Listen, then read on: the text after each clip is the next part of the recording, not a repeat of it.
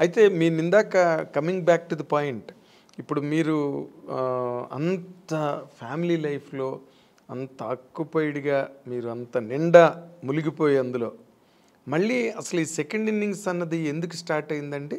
అంటే for want of earnings కాదండి, యాక్చువల్గా నాకు సినిమా ఇండస్ట్రీ చాలా ఇష్టపడి వచ్చాను. అవును, ఇంట్లో అందరితో చేసి నేను అయితే హీరోయిన్ అయితే లేకపోతే చనిపోతానన్న ఆ లెవెల్కి వెళ్ళాను నేను అనమాట అప్పట్లోనే. సో అంత ప్రతిఘటన ఎందుకు వచ్చిందండి? నాకు ఏంటి, హీరోయిన్ కాకపోతే నేను చనిపోతాను అన్నంత. అంతే, ఫస్ట్ వచ్చి నేను అవ్వాలనేది ఫస్ట్ వచ్చి ఇష్టం అండి, ప్యాషన్. చిన్నప్పటి నుంచి నాకు తెలిసి, నాకు ఊహ తెలిసినప్పటి నుంచి నేను సినిమాలో చేయాలి నేను ఒక ఆర్టిస్ట్ అవ్వాలి, హీరోయిన్ అవుతానా లేదా ఆర్టిస్ట్ అవ్వాలి. తర్వాత ఒక ఏజ్ వచ్చినప్పుడు నేను హీరోయిన్స్ అంతా రాధా గారు, శ్రీదేవి గారు, జయప్రద గారు, జయసుధ గారు వాళ్ళ సినిమాలని చూసేవాళ్ళు కదా. విజయశాంతి గారు ఫైట్, ఆ ప్రతిఘటన సినిమా అంతా చూసినప్పుడు నేను కూడా ఇలా చేయాలి, ఆ రోల్ మోడల్ వీళ్ళందరూ నాకు. సో ఇలా నేను చేయాలి, హీరోయిన్గానే చేయాలి, హీరోయిన్ అయితేనే ఇవన్నీ చేయగలుగుతాం. సో అక్కడి నుంచి అది స్టార్ట్ అయింది. ఇండస్ట్రీకి వచ్చి ట్రై చేసినప్పుడు ఫెయిల్యూర్ వెళ్ళినప్పుడు మనం ఏమనుకుంటాం, మేము అందంగా ఉన్నాము, మాకు అన్నీ తెలుసు, వెళ్ళిన వెంటనే రామ్మ నువ్వు ఈ సినిమాలో నువ్వే హీరోయిన్ అని రెడ్ కార్పెట్ వేసి వెంటనే ఇచ్చేస్తారా అని ఒక ఊహలో వస్తాం. నేనే కదా, అందరూ వచ్చేవాళ్ళు అలాగే వస్తారు. సో ఒక డ్రీమ్తో వచ్చినప్పుడు ఇక్కడ వచ్చిన తర్వాత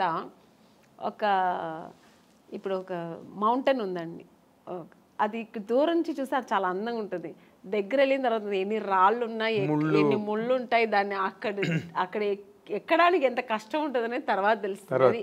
అది అందుకే దూరపు కొండలు నునుపు అంటారు కదా, అలాగే నాకు కూడా నేను అలా అనుకుని వచ్చాను. తర్వాత ఇక్కడ వచ్చిన తర్వాత సో అంత ఈజీ కాదు అనిపించింది. ఇప్పుడైనా మనకి ఇండస్ట్రీ చాలా ప్లాట్ఫామ్స్ ఉంది.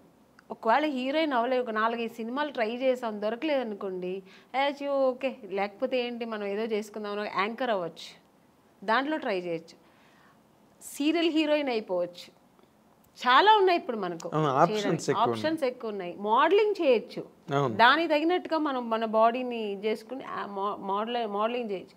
ఇలా చాలా ఆప్షన్స్ ఉన్నాయి. నేను వచ్చినప్పుడు ఇండస్ట్రీ ఓన్లీ హీరోయిన్ చేయాలి, లేదంటే సిస్టర్ రోల్, మదర్ రోల్, ఆ ఏజ్లో సిస్టర్ రోల్, లేదంటే ఫ్రెండ్స్ రోల్, ఇలాంటి తప్ప ఆప్షన్ లేదు, ఇంటికి వెళ్ళిపోవాల్సిందే. నాకేమో అది ఇష్టం లేదు, నేను చేస్తే హీరోయినే చేయాలి. అలాంటప్పుడు ఎన్ని కష్టాలు నేను ఎదుర్కోవాల్సి వస్తుంది. అవును, మనం కండిషన్స్ పెట్టుకుంటే కష్టాలే.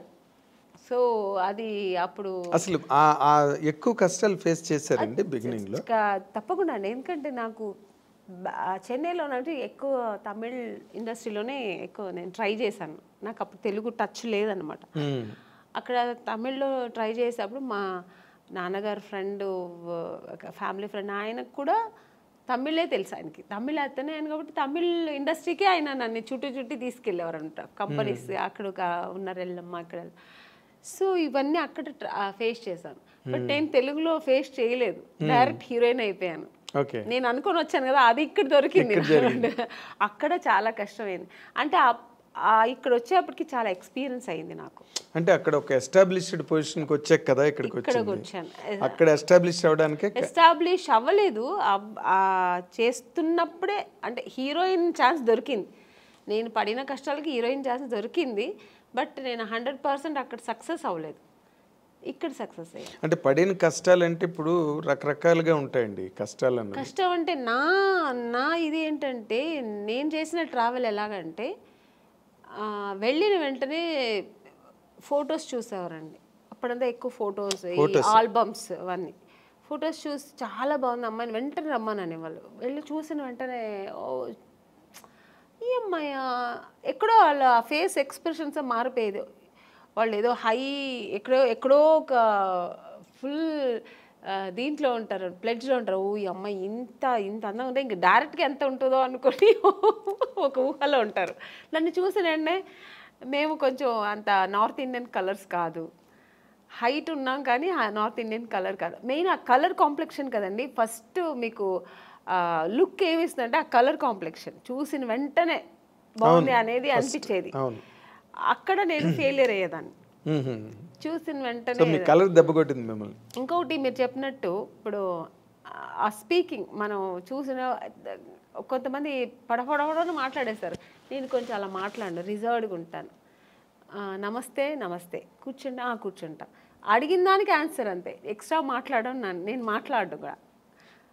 అది ఎంత వాళ్ళకింటే అమ్మాయి నిజంగానే యాక్టింగ్ చేస్తుందా మూడీ క్యారెక్టర్ అని ఎక్కడో వాళ్ళకి ఏదో ఫీల్ అయ్యేవారు. సార్ చెప్పి పంపిస్తాం అనేవారు. ఇలా ప్రతి ఒక్క కంపెనీలో జరుగుతుంది. కానీ తమిళ్లో మీరు కలర్ అంటున్నారు. సావిత్రి గారు భయంకరమైన కారు నలుపు, వాణిశ్రీ గారు మామూలు నలుపు కాదు. ఆవిడకి 4 గంటలు 5 గంటలు మేకప్ చేసేవారు వాణిశ్రీ గారు. కరెక్టే అండి, మీరు చెప్పేది కరెక్టే. బట్ నేను వచ్చేప్పటికి ట్రెండ్ చాలా మారింది, చాలా మారింది. అంత అప్పుడు ఉన్నంత ఇప్పుడు సావిత్రి గారు అప్పుడు ఎంత లావు ఉన్నవారు, బట్ చక్కగా ఫేస్ అందంగా ఉంటే ఓన్లీ ఆ ఫేస్ చూసేవారు అనమాట. మీకు ఆ స్ట్రక్చర్ చూసేవాళ్ళు కాదు. ఈవెన్ భానుమతి గారు కానీ మన వాణిశ్రీ గారు కానీ అప్పుడంతా స్ట్రక్చర్ ఏమి చూసేవాళ్ళు కాదు. ఫేస్ వర్క్ అప్పుడు అన్న ఓన్లీ ఎక్స్ప్రెషన్స్, యాక్టింగ్ ఇది చూసేవారు అనమాట. ఆ తర్వాత జనరేషన్ ఇప్పుడు శ్రీదేవి గారు వాళ్ళంతా వచ్చేప్పటికి స్ట్రక్చర్ మెయింటైన్ చేసేవాళ్ళు, అందము అన్నీ వచ్చేసింది కదా. సో అది అప్పటికే మీకు నార్త్ ఇండియన్స్ చాలా మంది వచ్చారు. నగ్మా గారు అప్పటికి వచ్చేసారండి, మీ టైంకి వచ్చేసారు. సో అక్కడ అదే వచ్చింది. ఖుష్బూ గారు వీళ్ళందరూ ఇక్కడ ఎంటర్ అయిపోయారండి. అప్పటికి వాళ్ళంతా వచ్చి ఇక్కడ అప్పుడు సామ్రాజ్యం ఏలుతున్నారు. ఆ టైంలో నేను ఎంటర్ అయ్యాను. అప్పుడు ఎలా ఉంటుంది చెప్పండి. సో అంటే కొన్ని సినిమాలకి ఇలా ఉంటే చాలే అనుకొని దొరికేది వేరు. అన్ని కమర్షియల్ సినిమానికి అలా అనుకోరు కదా. ఒక గ్లామర్ హీరోయిన్ కావాలనుకుంటారు, చాలా అందం మంచి కలర్ కావాలనుకుంటారు. సో అక్కడ మనం ఫెయిలియర్ అవుతాం కదా. అవును, 100%. చూడగానే వెంటనే మైనస్ మార్కులు పడిపోతాయి. ఇప్పుడు కొంతమంది పర్వాలేదు, మనకి మెయిన్ కావాల్సింది ఫేస్ అందము, స్ట్రక్చరు, యాక్టింగ్, ఇది చాలు అనుకునే డైరెక్టర్స్ కొంతమంది. లేదు నాకు అలా కలరే కావాలనుకున్నది ఎక్కువ మంది అప్పట్లో, ఇప్పట్లో కూడా ఎప్పుడైనా.